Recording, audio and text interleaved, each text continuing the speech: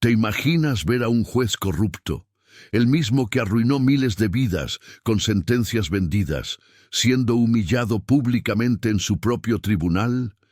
Pues eso pasó en Oaxaca. Y todo comenzó con un humilde comerciante de mercado que se atrevió a desafiar al poder.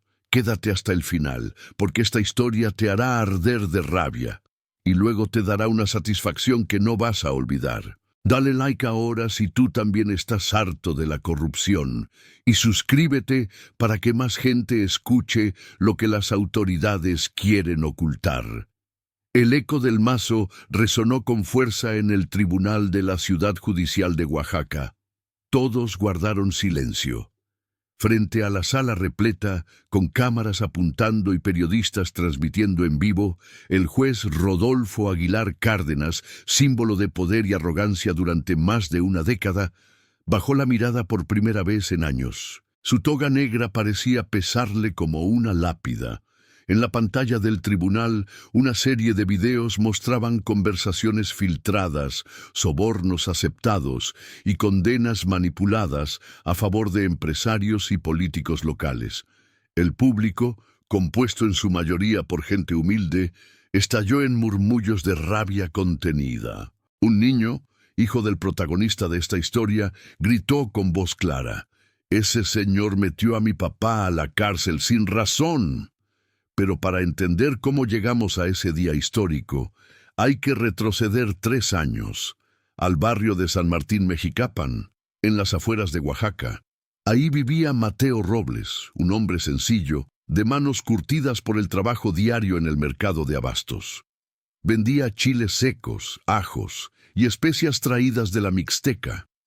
Era conocido por todos como honesto y trabajador. Tenía un pequeño local junto a su esposa, Clara, y su hijo Emiliano.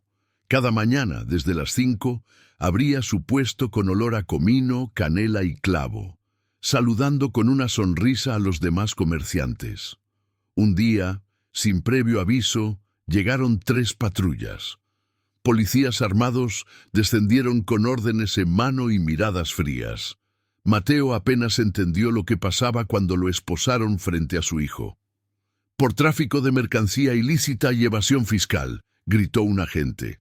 Los vecinos protestaron, pero nadie pudo hacer nada. Clara lloraba, Emiliano gritaba, y Mateo, confundido, no entendía de qué lo acusaban. En el juzgado, el juez Rodolfo Aguilar ni siquiera lo miró a los ojos. Leyó la acusación como si recitara una lista del supermercado. No importaron las pruebas que el abogado de oficio intentó presentar. El juez tenía prisa. Mateo fue condenado a 8 años de prisión. Lo que nadie sabía era que detrás de esa sentencia se escondía un negocio sucio. El terreno donde estaba el mercado de abastos había despertado el interés de un consorcio inmobiliario encabezado por el hijo del juez Aguilar. Necesitaban limpiar la zona, y Mateo, como uno de los líderes más antiguos del mercado, era un obstáculo. Durante los meses siguientes, Clara luchó sola. Vendía lo poco que podía, visitaba a Mateo en prisión y trataba de entender por qué les habían destruido la vida. Fue en esas visitas donde Mateo conoció a otros condenados injustamente por el mismo juez. Un patrón comenzó a rebelarse, uno que nadie se atrevía a denunciar. Nadie, excepto Mateo. Mateo no era abogado, ni activista, ni mucho menos alguien con influencias, pero el dolor y la rabia lo volvieron observador. En el penal de Tanibet, donde fue enviado, empezó a recopilar historias de otros presos que, como él, habían sido sentenciados por el juez Rodolfo Aguilar. Un joven taxista acusado de robo sin evidencia, un campesino zapoteco condenado por resistencia a la autoridad cuando intentó defender sus tierras. Un vendedor de frutas golpeado por policías y luego acusado de agredirlos. Todos tenían algo en común: procesos rápidos, testigos falsos, abogados sin poder de maniobra y el mismo juez. En sus días libres en prisión, Mateo escribía en un cuaderno que le regaló su esposa durante una visita. Cada testimonio lo anotaba con fechas, nombres y detalles. Al principio, nadie le prestaba atención. Algunos lo veían como un loco.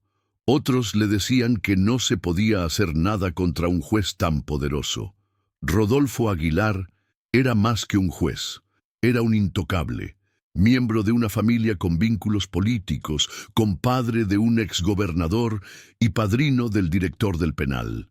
Mientras tanto, en el exterior, Clara no se quedó de brazos cruzados. Vendió su coche, dejó de pagar el alquiler y se mudó con su hijo a casa de su madre.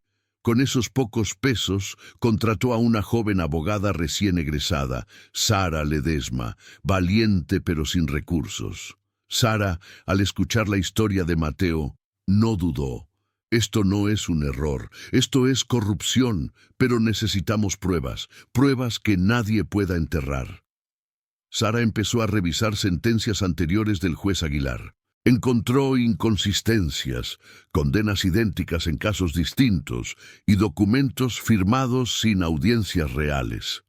También descubrió que varias de las propiedades del juez estaban a nombre de su esposa e hijos.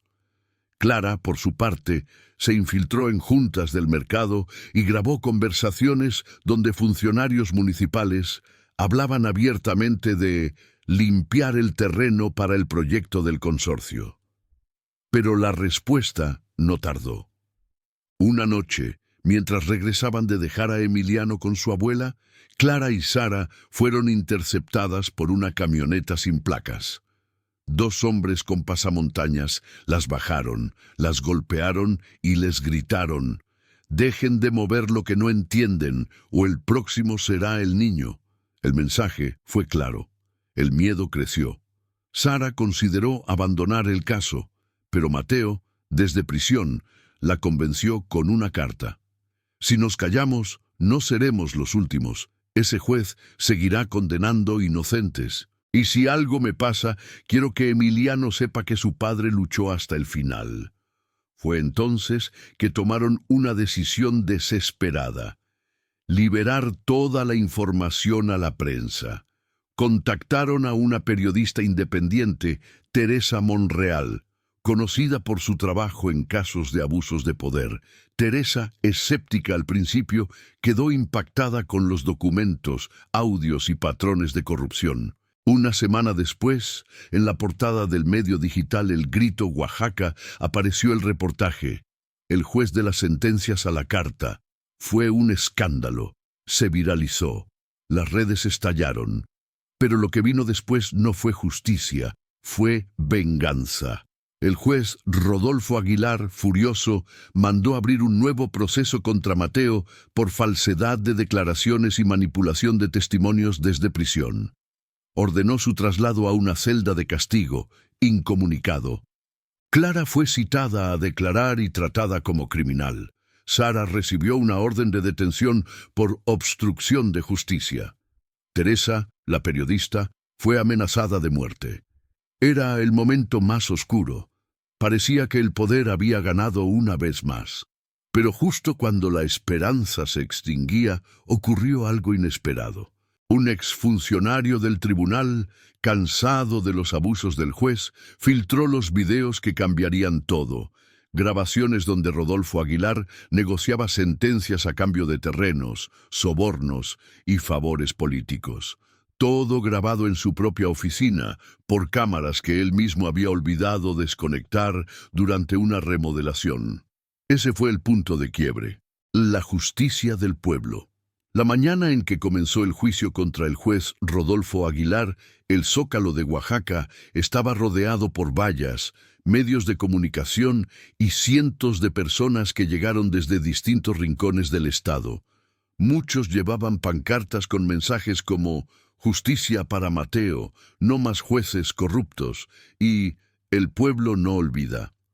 Otros, simplemente, cargaban retratos de familiares condenados por ese mismo hombre. El aire olía a tamales recién hechos que vendían las señoras en la plaza, pero también a tensión, a revancha contenida. La audiencia se transmitía en vivo por redes sociales. Dentro del tribunal, el juez Aguilar, esta vez en calidad de acusado, Sudaba bajo el reflector. Ya no portaba su toga, ni dictaba órdenes con voz altiva. Frente a él, en una enorme pantalla, los videos comenzaron a reproducirse. Su rostro hablando con empresarios, su voz pactando condenas, su firma estampada en documentos falsos. El silencio fue absoluto, luego gritos, insultos, lágrimas. Mateo, en la primera fila, vestido con la misma camisa que usaba el día que fue detenido injustamente, observaba en silencio, no buscaba venganza, solo verdad. Cuando fue llamado a testificar, caminó con paso firme. La sala entera se levantó. En su voz no hubo odio, solo claridad. Contó cómo lo arrancaron de su puesto, cómo intentaron destruir a su familia y cómo, a pesar de todo, decidió creer en algo que ya parecía extinto, la justicia. El momento más impactante llegó cuando Emiliano, su hijo, fue autorizado a hablar. Tenía apenas 10 años, pero sus palabras hicieron temblar a todos. Mi papá me enseñó que decir la verdad es lo correcto, aunque te castiguen por eso. Hoy quiero que ese señor sepa que no le tengo miedo. La fiscalía presentó decenas de pruebas, testigos y peritajes, pero nada fue tan demoledor como la indignación del pueblo. Las redes sociales estallaron con millones de visualizaciones. Las calles se llenaron de murales con la cara de Mateo como símbolo de resistencia. Incluso algunos jueces honestos comenzaron a presionar internamente por una depuración del sistema. Al final del juicio, la sentencia fue leída por una jueza federal traída especialmente desde Ciudad de México para garantizar imparcialidad. Rodolfo Aguilar Cárdenas es encontrado culpable de abuso de autoridad, cohecho, falsificación de documentos oficiales y asociación delictuosa. Se le condena a 32 años de prisión inapelables. El tribunal estalló en aplausos. Afuera la multitud gritó como si el Tri hubiera metido gol en el último minuto de un mundial. Mateo salió del edificio con Clara y Emiliano. Lo esperaban comerciantes del mercado, excompañeros de celda, periodistas y ciudadanos. Todos querían abrazarlo, agradecerle, tomarse una foto. Se convirtió en un símbolo, pero él solo dijo una frase que quedó grabada en la memoria colectiva. Yo no soy héroe, solo soy un hombre que se cansó de agachar la cabeza. Hoy, el mercado de abastos volvió a ser suyo.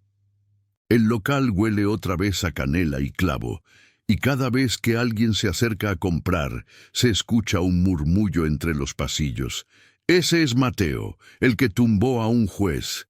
Vivimos en un país donde muchas veces la justicia parece tener precio y el poder camina impune entre plazas y palacios, donde un juez puede destruir una vida con una firma y nadie se atreve a levantar la voz. Pero esta historia nos recuerda que incluso en medio de la oscuridad más profunda, una sola chispa puede encender una revolución.